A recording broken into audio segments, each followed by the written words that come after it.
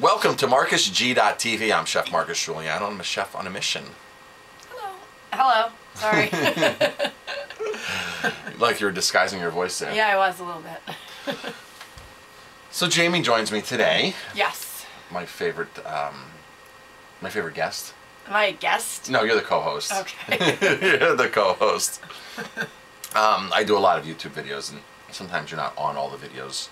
You never used to be on any of the videos. Right. So I just say you're joining me today because I do this on YouTube, and it goes on to 1 to 2 radio shows. So you've been very consistent with joining me, which is great. Yes. Because we have a lot to share. Yes.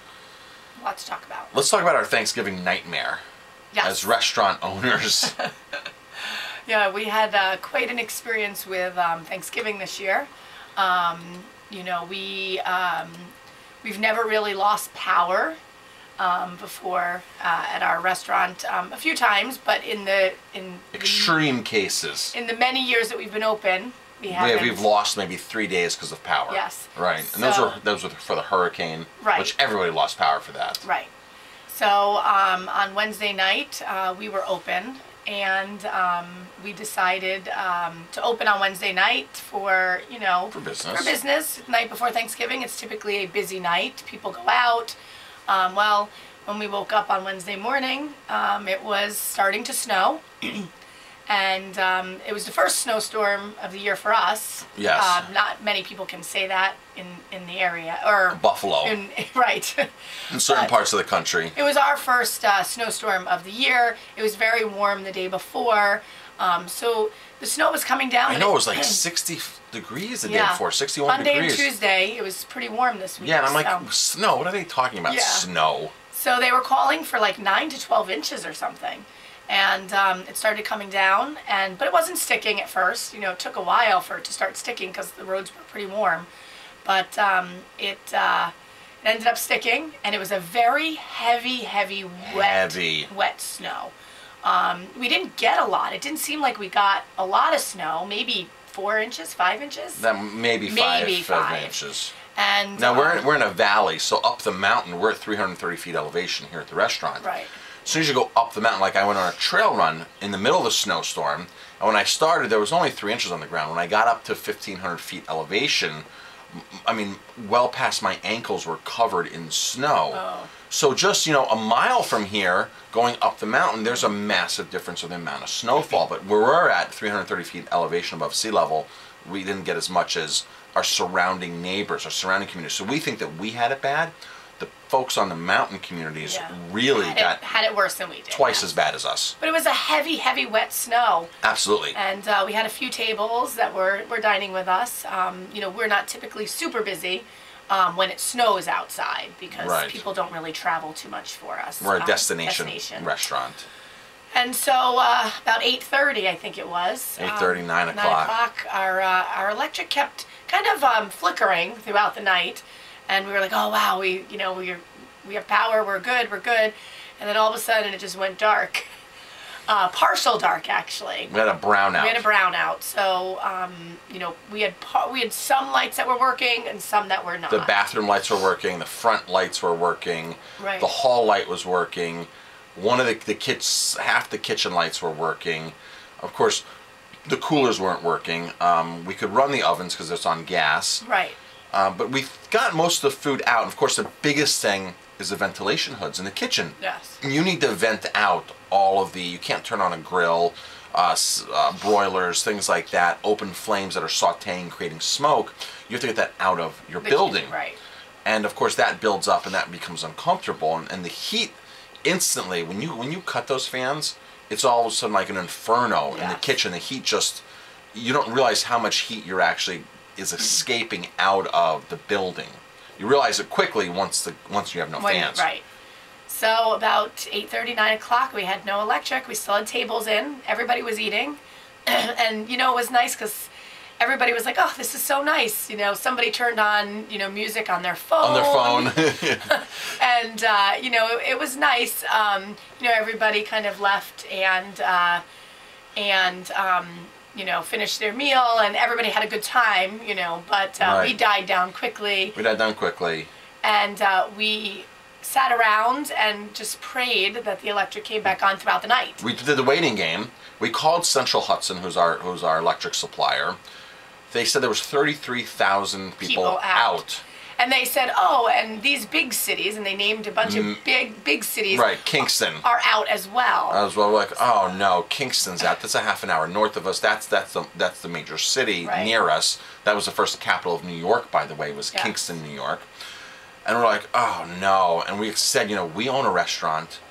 We're open tomorrow. We're serving lots of people. We really need electric. So she said, well, I'll tag your account. She put some notes in there, and we just went to bed hoping for the best in the morning. We did. We went home. We didn't leave here. Our friends came over. We had a glass of wine with friends, and we stayed here till about 12:30, right? And I set my alarm for like 5 a.m. in the morning. Yes, and I woke up at 5. And I checked, you know, we have cameras here at the restaurant that I can see on my phone if the electric is working. And it wasn't working at 5. It wasn't working, so I was like, oh no, what are we going to do? So I started on Twitter. I actually went onto Twitter, and I went to Central Hudson, and I saw that they were responding to people. Yes, throughout the night. Throughout the night, they were responding. Way to go, Central Hudson. So way to go. Stay on top of your social media. I decided to tweet Central Hudson. I have no idea if it worked, but something worked. I tweeted them. I just said, please help. We're a restaurant. We're open for Thanksgiving. Please help us. Came down to the restaurant. We got here, what, about 8 o'clock-ish? 7:30, 8 o'clock we got here. And still no electric. And of course, granted, our turkeys are roasted already. Everything is pretty much done. Our stuffing's done. Everything's done. It's just a matter of reheating everything. We had to make mashed potatoes that day. There were certain things that we had to do. But we hadn't even cleaned the kitchen from the night before because the dish machine wasn't working. Right. So the dishwasher did his best ability, but he didn't have proper lighting. So he did his best ability to scrape all the dishes, rinse them off, get them stacked up where they appeared to be clean, but they needed to be sanitized still and run through the dish machine. So all this was a mess. The dishwasher shows up at 8 o'clock. Joey in the kitchen shows up at 8:30, 9 o'clock. And we're just playing the waiting game right now. Just waiting. And we kept counting down to each other like, we're okay, we open at 1 today. We open at noon. But our first reservation was supposed to be at 1. And we're like, what? Okay, we have 4 hours. 4 hours. 4 hours. Okay, we have 3.5 hours. Okay, we have 3 hours. And I was like, oh boy. So we were trying to do everything we possibly could do to prepare to be open, which we were opening anyway. We're opening. Now, we could have done, worst case scenario, we could have done a traditional Thanksgiving dinner because all that was really prepared. But to turn on our grill and do burgers and do grilled items and do our polenta dish and saute up our seitan and our other items would not have been feasible. So it would have been limited to a very limited menu. And to top it off, our oven, one of our 2 ovens, had the thermocoupler had to be replaced or was broken. So our oven wouldn't turn on the day before. So now we're waiting for electric to come back on, and we're waiting on Thanksgiving Day for the oven technician to show up, who's very good, by the way, and shows up and was able to get the oven going while we still had no power. Yes. So we were freaking out. So I decided, we did have limited range of, we actually had internet, which I thought was interesting. Our Wi-Fi was working. Our Wi-Fi was working, right. So I said, okay, let's see if the printer is working, right? So we could print our Thanksgiving menus. But prior to that, I had actually called Central Hudson again because, you know, I'm just like, okay, maybe they have some kind of update. And I called and I told her where... It was maybe, 9 o'clock? 9 o'clock, and I told her where we were from, and she goes, oh, 165 Canal Street, you're that restaurant that needs power today. So there were notes on our account. And I said, yes. She goes, there's crews working in Ellenville and there's crews working in Kingston right now to restore the power, and then they're going to move out from there. So I said, okay, that's great. That sounds like great news. Right. But meantime, it's like 9 o'clock, 9:30. I know. It was 9. It was 9 o'clock, and so we were a little freaked out. And so anyway, we just kind of waited. So you came up to check the print. I did. I came upstairs to check the printer. I thought, okay, well, maybe we could just print menus if the printer's working. Right, because we have a laptop. We have laptop computers, so we have computer power. So I thought, okay, so I got upstairs into the office, and it looked like everything was pretty much on. I mean, it really looked like my computer plug was working, the printer was on, the Wi-Fi was on, the computer systems were on, like everything was on. I was like, that is so weird. So I'm downstairs typing the menu now, putting the finishing notes on the menu. So I look on the printer, and the printer says change fuse or fuse blown or something like that, restart. So I was like, okay, I'm gonna restart the printer. So I turn it on and turn it off, and all of a sudden, when I turned it on again, everything went black. Everything. Not only the printer, but all the lights. Everything that was working went black. I lost Wi-Fi. We lost all power. She comes downstairs. I run downstairs. I go, oh my God, I think I just did something. I said, there's no way. I said, go check the fuse box. I was like freaking out. I was like, oh my God, I just ruined what we did have, right? Because we at least had partial. Because it happened at the same exact time that you hit that you went to reboot or try to reboot the printer. We lost everything. Everything. So I said, that's impossible. That can't be a coincidence. That's like the printer doesn't control the whole restaurant. I was like, oh boy. Well, anyway, At first I was like, why'd you do that? Right. Right? Like, why would you start touching stuff? Why'd you do that? But then it popped in my mind, they just shut the system down to reboot the whole system for the electric, because we had a brownout, not a full blackout. We had a brownout, which means one of the legs wasn't working. So I was like, maybe we're going to get electric. They're rebooting. They're rebooting. Oh my gosh, we're going to get electric. But usually that happens in like 10 seconds. You know, they reboot the system and it goes back on. It took like 5 minutes. It was about 5 minutes. It felt like 5 minutes. It might have been only 2 minutes, because you know, when you're waiting, when you're hungry and you're waiting at a restaurant, when you're anticipating things, when you're trying to watch a water boil, things always seem to appear longer. And I was like, our power's coming back on. This was like 9:30. No, it was 10 o'clock. It was 10 o'clock? It was 10 o'clock when our power came back on. So it was 9:55 or so when I came upstairs, and literally with 2 hours left to go. We have 2 hours left to go, and we're trying to figure out what. No, I think it was 9:50, because I left here at 10 o'clock. So it was 9:50-ish, 9:55, the power just came back on. Power came back on. And I looked and I was like, this is just too good to be true right now.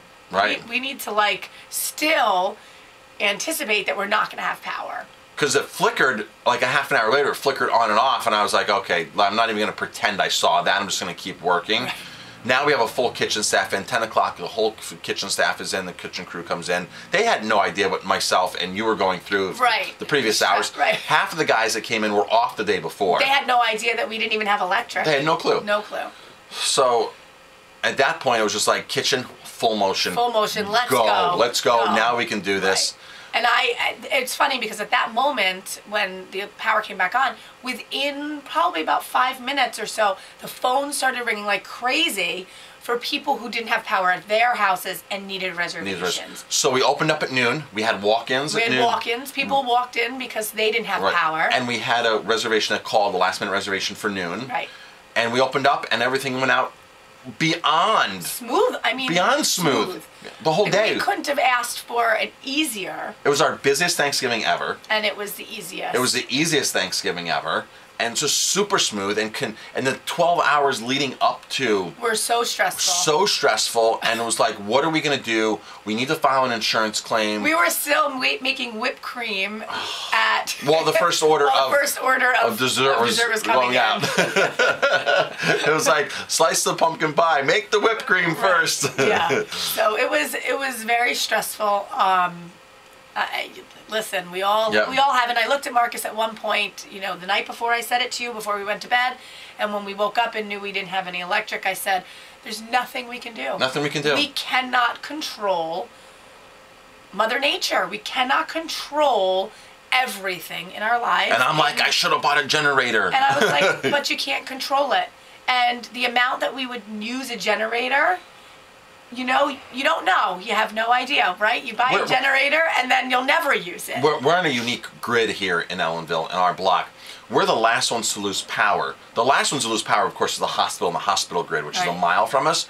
But for some reason, our section of the block just doesn't lose. Is on its own small little grid that we can look at our neighbors across the street. And they've lost. Down the corner, down that way, and everybody's out of power except for like our 6 buildings around our corner. We all have power, and we've seen this many times where everybody else is out of power and we're not. We're like on this little unique grid, and you know, and so we've never thought about buying. We have thought about buying a generator. We just haven't wanted to spend, you know, that kind of money in the past. But generators have come down significantly. Yes. So I told my electrician a budget. I said, give me a quote. Let me see what it's going to take. And, you know, let me just put it in the budget and see what we can do. Because it would have been so much easier to know that we could have just opened up without and lost and had a busy Wednesday night and just not had to worry about any of that. You're right. We did lose a couple of coolers, though. We did lose a couple of coolers because when you turn them back on, the timer. Yeah, the guys coming. The starter ignition went on 2 coolers. So, but they're both beverage coolers, so we didn't lose any food. It could be worse. Yeah. So that's our Thanksgiving stress story. As potential nightmare as restaurant owners. I'm Chef Marcus Guiliano. And I'm Jamie. Thanks for watching, listening, tuning in. However you're finding us, click, like us, subscribe to us, check us out. Thanks for watching.